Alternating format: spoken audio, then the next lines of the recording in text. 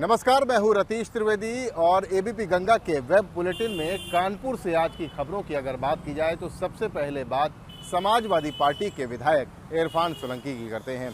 Irfan Solanki Maharajganj jail में बंद हैं। उनके सहयोगियों पर पुलिस का शिकंजा अब कसता जा रहा है। 24 घंटे पहले करीबी बिल्डर एजाज उर्फ अज्जन को कानपुर पुलिस ने गिरफ्तार किया था और अब उसके बाद बेहद करीबी माने जाने वाले पार्षद मुरसलीन उर्फ भोलू को भी कानपुर पुलिस ने गिरफ्तार कर लिया है। मुरसलीन को कोर्ट में पेश करते हुए गिरफ्तार करते हुए जेल भेज दिया गया है। 2 मामले जाजमऊ थाने में मुरसलीन पर भी हैं। एक में इरफान के साथ वो आरोपी बनाया गया है। मुरसलीन के बारे में कहा जाता है कि इरफान सोलंकी से बेहद करीबियां होने के चलते तमाम ऐसे मामले हैं या तमाम ऐसे सवाल हैं जो पुलिस जानना चाहती है, उनके जवाब, और मुरसलीन उन जवाबों को जानने वाला है। यानी पूछताछ में मुरसलीन तमाम खुलासे कर सकता है।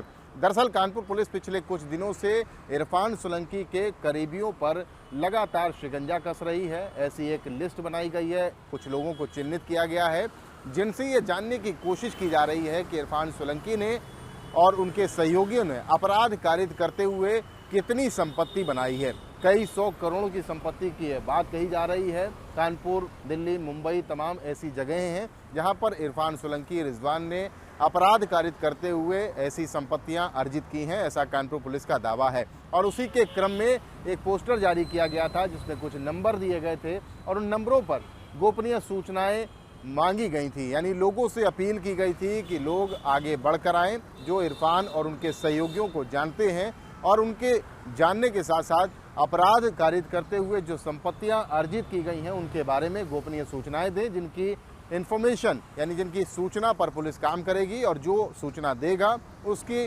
गोपनीयता को रखा जाएगा, यानी भंग नहीं होने दिया जाएगा, उसकी पहचान को सामने नहीं आने दिया जाएगा। माना जा रहा है कि आने वाले दिनों में और भी कुछ लोग जो चिन्हित किए गए हैं उनकी धरपकड़ हो सकती है। कानपुर पुलिस अपने सभी केसों की पैरवी काफ़ी तेजी से करना चाहती है और इसी कड़ी में लगातार अब उन लोगों पर शिकंजा कसा जा रहा है जो इरफान सोलंकी के करीबी रहे हैं। अगर दूसरी खबर की बात की जाए तो दूसरी खबर भारतीय जनता पार्टी से है। स्नातक और शिक्षक एमएलसी चुनाव की चुनौती को क्लीन स्वीप करने के एजेंडे पर उतरी भारतीय जनता पार्टी ने अभी तमाम नेताओं को मैदान पर उतार रखा है।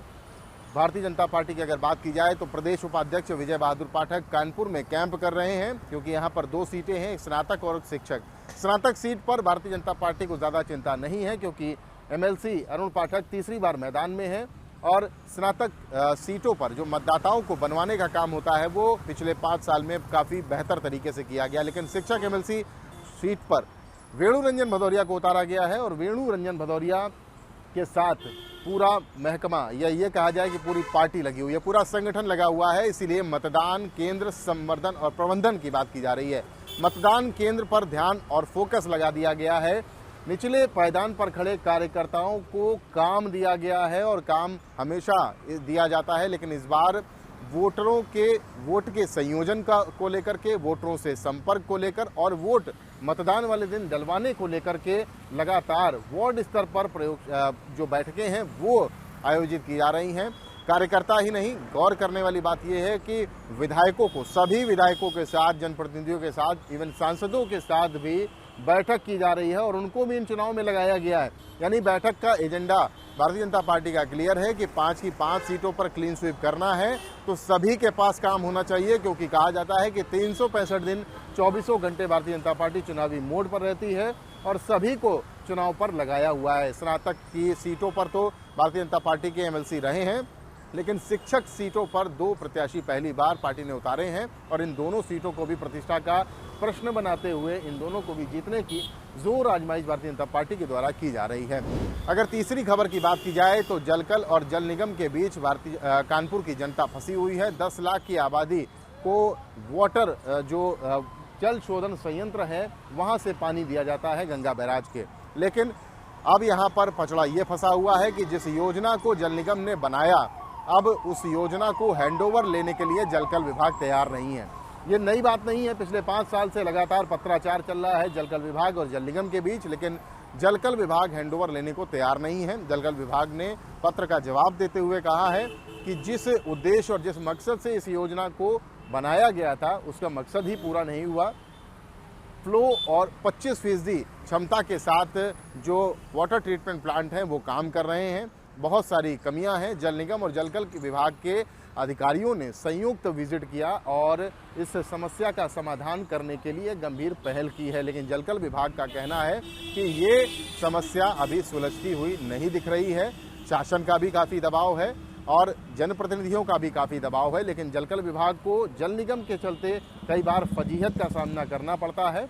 पाइपलाइनें फूट जाती हैं, जल का पानी का फव्वारा बहता है क्योंकि इतनी घटिया पाइपलाइन डाली गई हैं, भ्रष्टाचार हुआ है, FIR तक हुई है इस मामले में। जब तक इस पूरे मामले का पटाक्षेप नहीं हो जाता तब तक की ऐसी स्थिति उत्पन्न नहीं होगी कि जल निगम जो कार्यदायी संस्था है, निर्माण कार्यदायी संस्था है, उसके द्वारा बनाए गए प्रोजेक्ट को जलकल विभाग हैंडओवर ले। इससे कानपुर की जनता का नुकसान होता है क्योंकि 10 लाख लोग सीधे इस पर प्रभावित हैं। जलापूर्ति प्रभावित हो जाती है बार बार जब पाइपलाइनें फूटती हैं और जो शोधन संयंत्र है वो भी अपनी पूरी क्षमता के साथ काम नहीं कर रहा है। हालांकि कानपुर के सांसद सत्यदेव पचौरी ने भरोसा दिलाया है कि दोनों विभागों में समन्वय बैठा करके इस समस्या का समाधान भी निकाल लिया जाएगा। लेकिन ये देखने वाली बात होगी कि कुछ सालों से जो समस्या जड़ बनी हुई है उसका समाधान कब निकलेगा।